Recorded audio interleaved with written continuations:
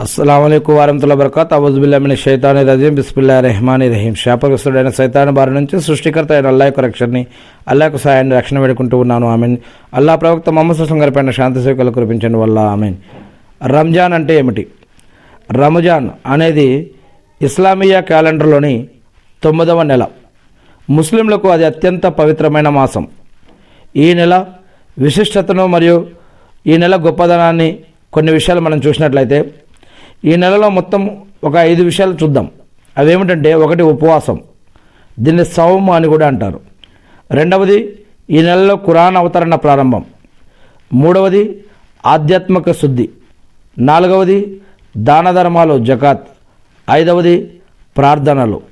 ఇక ముందుగా ఈ నెల ఉపవాసం సౌమ్ అంటే ఈ నెలలో ముస్లింలు సూర్యోదయం కంటే ముందే షహరీ నుండి సూర్యాస్తమయం అంటే ఇఫ్తారీ వరకు ఏమీ తినకుండా తాగకుండా ఉపవాసం ఉంటారు. ఇది ఇస్లాం యొక్క 5 మూల స్తంభాలలో ఇది కూడా ఒకటి. ఇస్లాం యొక్క మూల 5 స్తంభాలు ఏమిటి అంటే, మొదటిగా కల్మా, దీన్ని షహదత్ అంటారు. అంటే ముందు అల్లాహ్ గురించి తెలుసుకోవటం, తెలుసుకున్న తర్వాత ఏమి పాటించాలో వాటి ప్రకారం జీవించడానికి మనం ఒప్పుకుంటే కనుక ఈ యొక్క షహదత్ అంటే కల్మా అనేది చదవడం జరుగుతుంది. దీనిని లా ఇలాహ ఇల్లల్లాహ్ ముహమ్మద్ రసూలుల్లాహ్ అంటారు. దీంట్లో చాలా అర్థం ఉంది. దీన్ని ఎవరైతే ఒప్పుకుంటారో దాని తర్వాత వారిపైన కొన్ని హక్కులు విధిగా విధించడం జరుగుతుంది. అదేమిటి అంటే, ప్రార్థన స్థాపించడం, దీన్ని అరబీలో నమాజ్ అని అంటారు లేదా సలా అని అంటారు. ఇక మూడవది, రంజాన్ నెలలో బ్రతికి ఉన్న ప్రతి ముస్లిం కొన్ని ప్రత్యేకతలు ఇవ్వబడ్డవారు తప్ప వారు వేరే సమయాలలో వాటిని పూర్తి చేసుకోవచ్చు. మిగిలిన ప్రతి ముస్లిం కూడా, విశ్వాసి కూడా ఈ యొక్క రంజాన్ నెల మొత్తం కూడా ఉపవాసాలు పాటించాల్సిందే. ఇక నాలుగవది, స్తోమత ఉన్నవారు జకాత్ ఇవ్వటం, మరియు ఇంకా స్తోమత ఉన్నవారు హజ్ కూడా చేయటం. ఈ యొక్క ఇస్లాం యొక్క మూల స్తంభాలలో ఈ యొక్క ఉపవాసం కూడా ఒకటి అన్నమాట. ఇక రెండవ విషయం, రంజాన్లో రెండవ విషయం చెప్పుకున్నాం కదా, ఖురాన్ అవతరణ.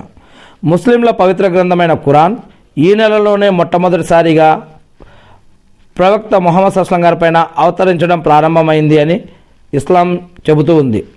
అందుకే ఈ నెలలో ఖురాన్ చదవడానికి చాలా ప్రాముఖ్యత ఇస్తారు. ఈ యొక్క విషయం ఖురాన్లో కూడా చెప్పడం జరిగింది. ఇక ఆధ్యాత్మిక శుద్ధి అంటే, ఉపవాసం అంటే కేవలం ఆకలితో ఉండటం మాత్రమే కాదు, చెడు నుంచి, చెడు ఆలోచనల నుంచి, అబద్ధాలు, కోపాలు, మోసాలు, చెడు పదార్థాలు, హరాం సంపద నుంచి కూడా, ఇటువంటి వాటికి కూడా దూరంగా ఉండాలి.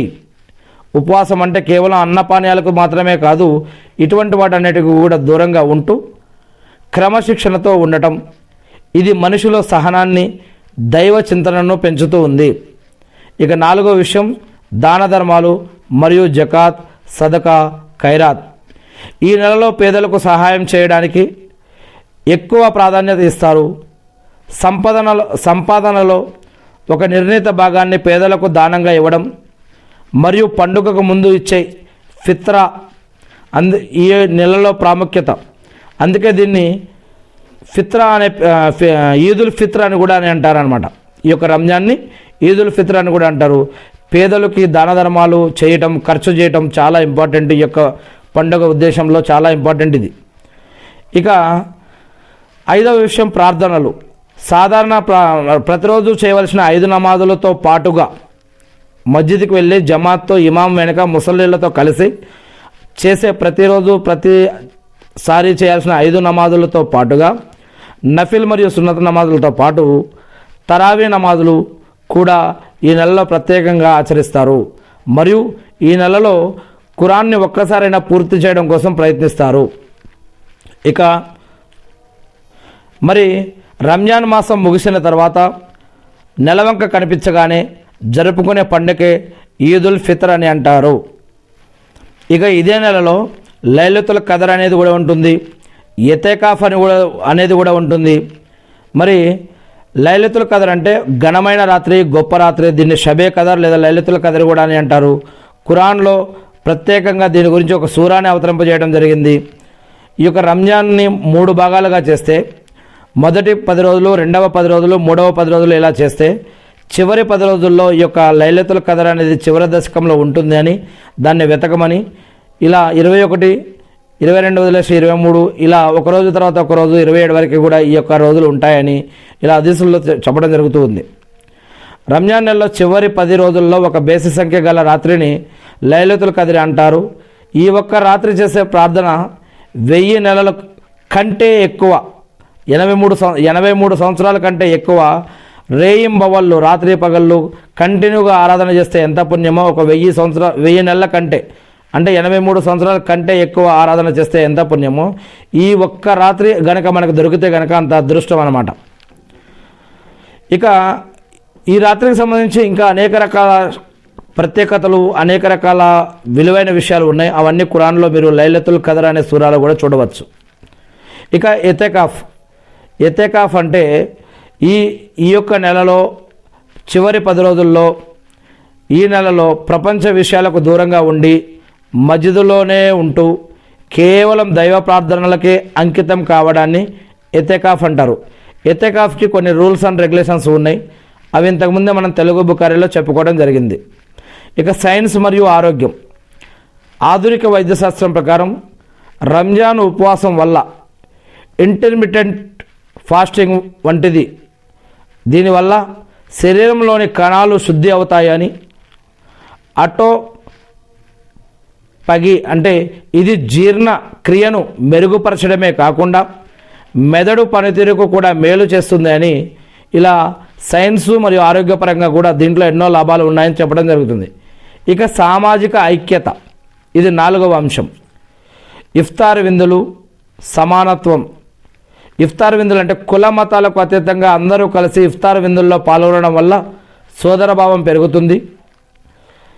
ఇక సమానత్వం అంటే ధనవంతులు పేదలు అనే తేడా లేకుండా అందరూ ఒకే సమయంలో ఉపవాసం ఉండటం, ఆకలి విలువను తెలుసుకోవడం ఈ యొక్క నెల ఇచ్చే గొప్ప సందేశం.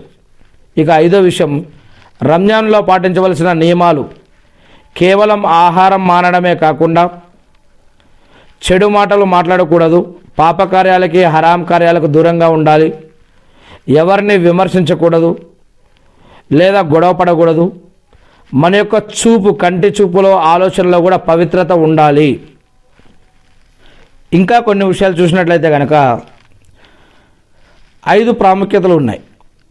రంజాన్ మాసం ఇస్లాం యొక్క 5 మూల స్తంభాలలో 2 నేరుగా కలిగి ఉంది. ఒకటి సౌమ్ అంటే ఉపవాసం, రెండవది జకాత్ విధిదానం. ఉపవాసం క్రమశిక్షణను నేర్పుతుంది. జకాతు ఈ నెలలో చేస్తే గనక 70 రెట్లు ఎక్కువ పుణ్యం లభిస్తుంది. సంవత్సరంలో ఇతర రోజుల కంటే కూడా ఈ నెలలో ఇస్తే ఎక్కువ పుణ్యమని, మరి అందుకే ఈ నెలలో సదకా, ఖైరాతులు, జకాతులు, దాన ధర్మాలు ఈ నెలలో కనుక ఇస్తే ఇంకెక్కువ పుణ్యమని, అందుకే ఎక్కువ మంది ఈ నెలలో ఇవ్వడం కోసం ప్రయత్నిస్తారు. కానీ మనం ఎప్పుడు మరణిస్తామో, ఎక్కడ మరణిస్తామో, ఎలా మరణిస్తామో అల్లాహకు తప్ప ఇంకెవరికి తెలియదు. కాబట్టి అసలు విషయం ఏమిటంటే రంజాన్ వచ్చేదాకా వెయిటింగ్ చేయకుండా అసలు జకాత్ యొక్క సమయం ఎప్పుడు అవుతుందో అప్పుడే ఎప్పటిదప్పుడు సంవత్సరంలో ఎప్పటిదప్పుడు ఇవ్వడమే అసలైన ధర్మం.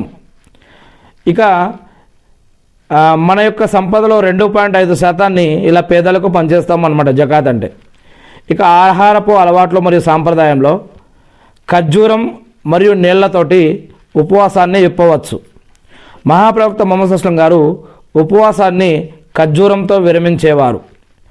సైన్స్ పరంగా చూస్తే రోజంతా నీరసించిన శరీరానికి ఖర్జూరం వెంటనే గ్లూకోజ్ మరియు శక్తిని అందిస్తుందని ఈనాటి సైన్స్ చెప్తూ ఉంది. ఇక కొంతమంది హలీంలు ఇంకా అనేక రకాల పదార్థాలు తింటూ ఉన్నారు. కానీ ఇది కేవలం ఒక వంటకం మాత్రమే. కానీ దీనికి ఇస్లాంకి ఎటువంటి సంబంధం లేదు. మరి వీలైతే ఖర్జూరు లేదా నీళ్ళతోటి ఉపవాసం ఇప్పడం మంచిది.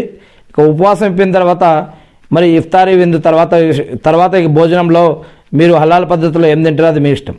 ఇక కానీ ఆహార నియమ నిబంధనలు కూడా ఇస్లాంలో చెప్పబడ్డాయి. దాన్ని దృష్టిలో పెట్టుకోవడం మంచిది. ఇక ఖురాన్ మరియు తరావీ నమాజ్ గురించి చూసినట్లయితే రంజాన్ నెలలో ప్రతిరోజు రాత్రి చేసే తరావీ నమాజ్లో ఖురాన్లోని 30 అధ్యాయాలను మరి నెల మొత్తం మీద పూర్తి చేస్తూ ఉంటారు కొంతమంది. దీనివల్ల విశ్వాసులు ఖురాన్ సందేశాన్ని ప్రతి సంవత్సరం గుర్తు చేసుకునే అవకాశం కలుగుతుంది. ఇక రంజాన్ నెలలో ముగింపుగా ఫిత్రా, ఈద్ నమాజ్ కంటే ముందే సదకతుల్ ఫిత్రా అనే ఒక దానాన్ని ప్రతి ముస్లిం కూడా చెల్లించాలి. అంటే పేదవాడు కూడా పండుగ రోజున ఆకలితో ఉండకూడదు అనేది దీని యొక్క ఉద్దేశం. ఇలాంటి ఇంకా అనేక విషయాలు ఖురాన్ మరియు హదీసుల ఆధారంగా తెలుగు బుఖారీలో ఇంతకుముందే మనం రంజాన్ గురించి అనేక విషయాలు చెప్పుకోవడం జరిగింది.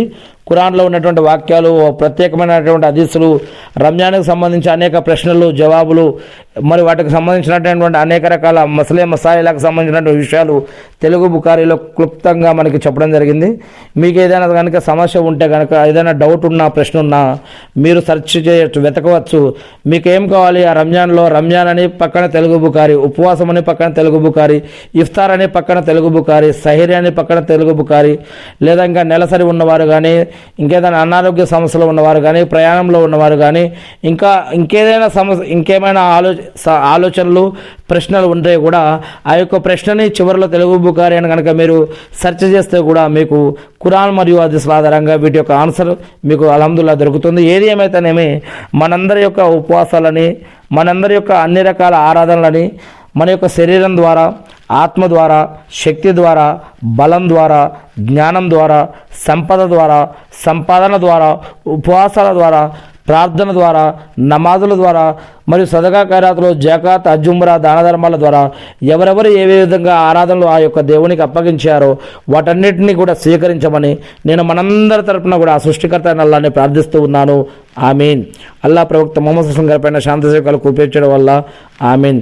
అల్లా గడిచిన రంజాన్ల యొక్క మా జీవితంలో మీరు మాకు ప్రసాదించిన రంజాన్ల యొక్క శుభాలన్నింటినీ మాకు మా కుటుంబ సభ్యులపై, మా బంధుమిత్రులపైన, మీ యొక్క దాసులందరిపైన వాటి యొక్క శుభాలను కురిపించండి వల్ల, అదేవిధంగా రాబో రంజాన్కి కూడా మమ్మల్ని అర్హులను చేసి ఆ యొక్క రంజాన్ యొక్క శుభాలను కూడా మాకు ప్రసాదించడం వల్ల అల్లా అన్ని కాలాలలో, అన్ని యుగాల్లో ఉన్నటువంటి మీ యొక్క దైవదూతలు మరియు దైవ ప్రవక్తలు మరియు వారి యొక్క సహబాలు, వారందరి ద్వారా మీరు చేపించిన ఆరాధనలన్నింటినీ కూడా స్వీకరించడం వల్ల, మా యొక్క పాపాలను క్షమించడం వల్ల, నరకం నుంచి రక్షించడం వల్ల, స్వర్గ భాగ్యాన్ని ప్రసాదించడం వల్ల, అల్లాహు అక్బర్.